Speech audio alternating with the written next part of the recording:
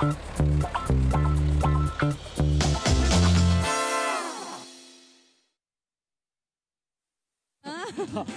na natin para ibahagi ang kanilang kwentong kabarangay via. Yes, ayan, kuya. sina Tatay, Wilfred, and Nanay Lorelei. Lorelei po ba? Lorelei. Lorelei Denoso. Palapaka po natin. Ayan. Bati naman kayo, bati po kayo. Good morning po sa lahat ng tagabagbag and mga viewers ng Net25. Ayan. Good morning din po sa mga taga-Bagbag sa Net25 po. Good morning po. Good morning po. Ayun, good Ayan morning po. Good morning po. Okay. Sir, ma'am, ilan na po ang inyong mga anak? 3 po. 3 po. Ilan taon na po sila? 27 years old. 47 years old po ako. Yung panganay Apo, po. yung panganay niya po ay...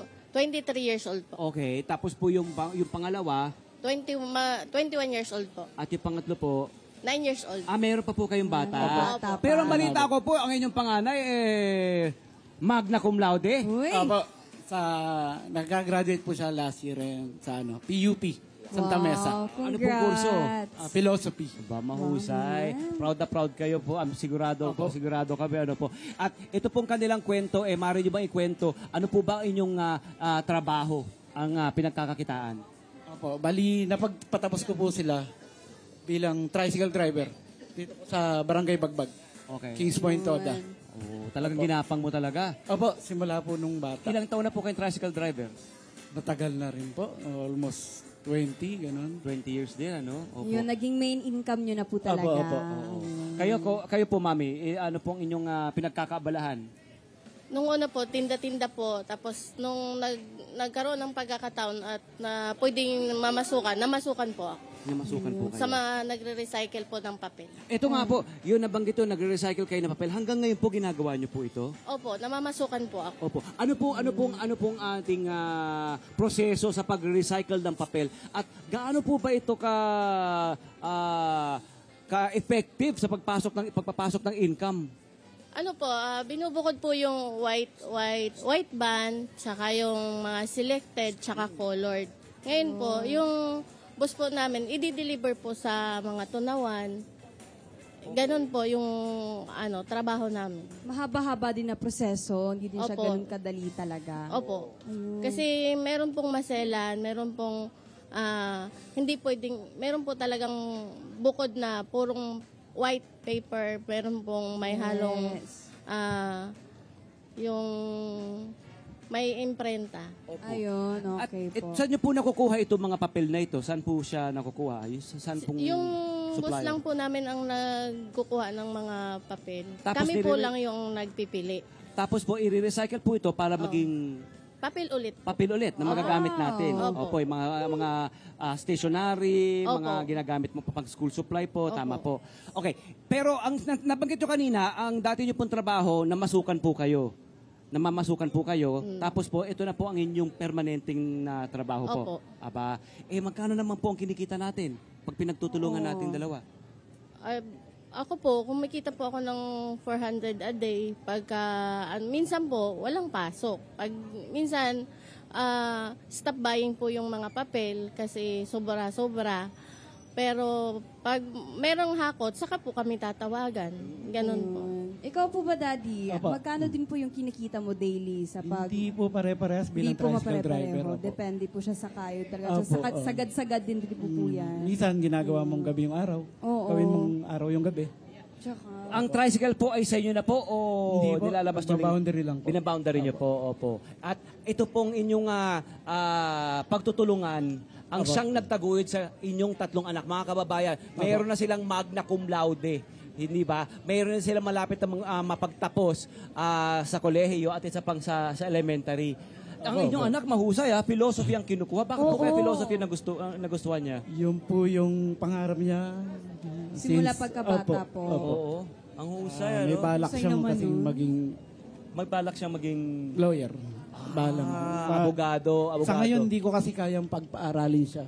Opo. Kasi nagkaroon ako ng sakit. Yun nga, Ganun. maaari niyo bang kwento ano pong naging sakit niyo po? Opo, siguro sa pagta-tricycle na rin. Opo, ano pong sakit niyo po? Lahat kasi nung time na yon ginagawa kong gabing araw, araw-gabi. Opo. Hanggang nagkaroon ako ng diabetes. Oo. Sa ngayon, ng pandemic, nagkakomplikasyon ako sa baga. Opo. Then, till now, mayroon akong sciatic Sciatica. problem. Opo. Nagkaka-nerve Opo. pain ka po. Kaya nakasupport po. Nakasupport ako. Dati Until may now, bakal po belt. yan. May bakal dati. Opo. Opo. Pero buti po ngayon, ayos-ayos na po. Hindi kaya- rin. Ah, Nagpe-pain ano reliever ba? ako para lang makakilos. Pain reliever. Pero po tuloy-tuloy pa pong pamamasada? Opo, pero hindi na kaya Umaga yung lang. dati na ginagawa ko whole day. Medyo Half day kontrolado lang. na po siya Opo. ngayon. Ang magandang balita, ang inyong mga anak ay malapit ng magtapos, tapos meron ka pang isang graduate na. Opo. Sigurado akong makakatulong na sila, hindi ba? Nawa. Opo. Gaano ka-importante po ba sa inyong dalawa ang maitaguyod nyo, maigapang yung pag-aaral ng inyong mga anak? Importante po yun. Kasi yun lang po yung kayamanan natin maibigay sa anak natin. Dahil wala naman tayong yaman, kundi yung talino lang at pagsisikap ng isang bata. Wala po, kahit magsikap po ang isang nanay o magulang, kung yung anak natin po ay hindi po sila marunong magsikap, baliwala ho yun. Napakagandang Tama sagot. po yun. Tatay, Opo. Yun po, bali, anong lagi nyo sinasabi sa inyong mga anak? ako po ang pinakapayo ko lagi sa kanila. Number one is manalangin. Nandyan po ang ating Ama. Hindi po niya tayo pabayaan. Then sipag, kasama po yung sipag ng magulang, kasama na sipag na rin ng bata. Opo. Oo, tama. Kailangan po magtulungan. Kailangan magtulungan. Ayan. Ngayon naman po, meron po ba kayong mga mensahe sa anak niyo po na nanonood po sa inyo ngayon? Sa akin, para sa anak ko, bilang isang magna cum laude, yan ay isang biyaya. Biyaya ng galing sa Ama. Sana maging inspirasyon sa ibang bata na magsipag sila sa panahon ngayon. Kasi mahirap ang buhay. Hindi madali maging isang magulang.